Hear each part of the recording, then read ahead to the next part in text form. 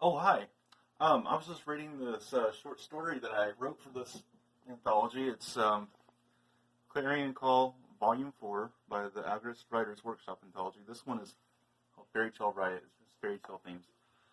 My story is called The Crowning Temptation, and I thought I'd read a little sample for you to hear today without giving away the whole premise of the book. Basically, the main character, his name is Bianca Snowden, and she ends up, staying with some short country bumpkin people. Just put it that way. So, anyway, I'll start. The pleasant aroma of sweet, sweet maple bacon snuck into Bianca's nostrils and practically lifted her off the bed by its own power of enchantment. She virtually floated down the staircase and right to the head of the table. The food was even more scrumptiously, freshly cooked, and this time she was less hurried in her savoring of it. The flavors mingled and melted into her mouth before creating a warm glow in the pit of her stomach.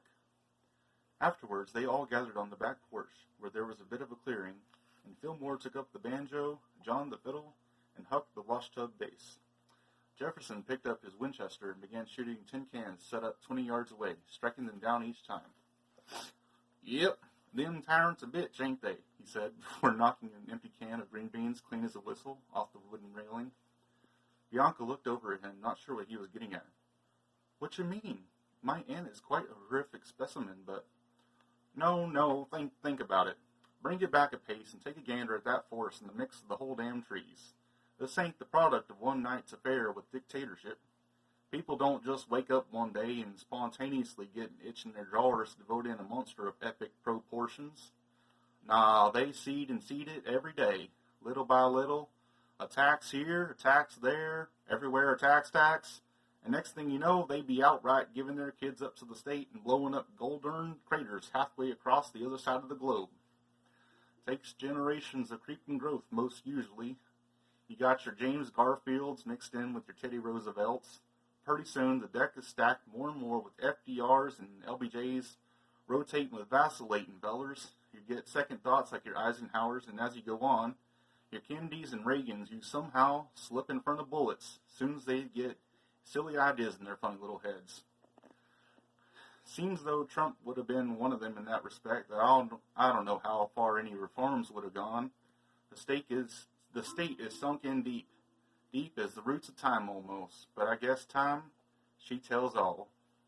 Gunpowder filled the air again as he let off another shot, this time at a squirrel playing peekaboo in the foliage, which promptly dropped to the ground like so much dead weight. "Damn right," Bubba piped in, mouthful of chew. "Them rat bastards claw in and get real sunk in there. You ain't just got Hillary, it's a whole consortium of no-good weasels and sneaks and traitors. Folks who'd sell you out to the executioner's block for a bowl of mess." At this, he, clearly disgusted, spit out his wad into a nearby spittoon, which wobbled a bit upon impact. "So did you folks vote?" Bianca inquired, starting to grow a sense of despair over the seemingly hopeless picture being painted. They all looked up at her with bemused smiles, Jefferson giving her a look of cherishing pity. "Nah, darling, we dwarves don't vote. Wouldn't change much if we did." He sat on the porch and began studiously cleaning his gun. "Nope, it'll take a lot more doing than a couple of dwarves fiddling around in the affairs of ordinary folks. Can't risk getting caught out in the line of sight of the sergeants and commissars and whatnot, and besides," and here he leaned in real close, "when the American public get real fed up, then we'll see fireworks. No siree, don't gotta wait 4 more years for that kind of show. The good Lord is ever ready for a fight the moment people get serious, and he always helps out the humble in heart. Don't gotta wait for the coming of the Son of Man."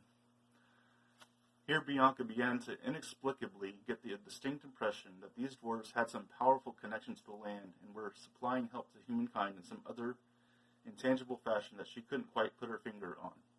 In any case, it seemed almost as if they were of quite a different sort than ordinary folks, and that politics somehow did not directly concern them, almost as if they were magical.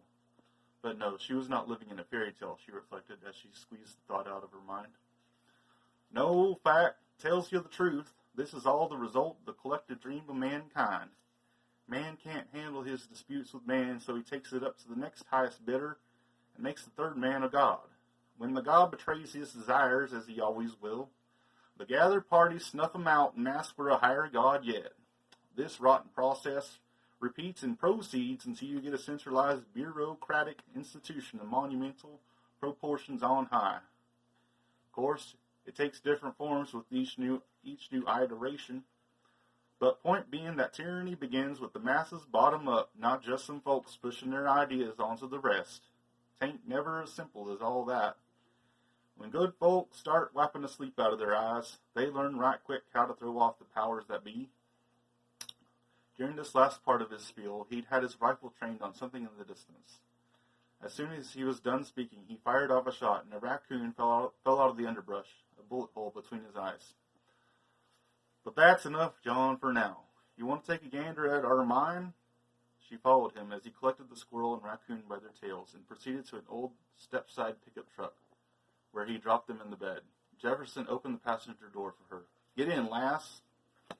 That concludes my little teaser reading, my short story of Crowning Temptation. Thank you all for listening.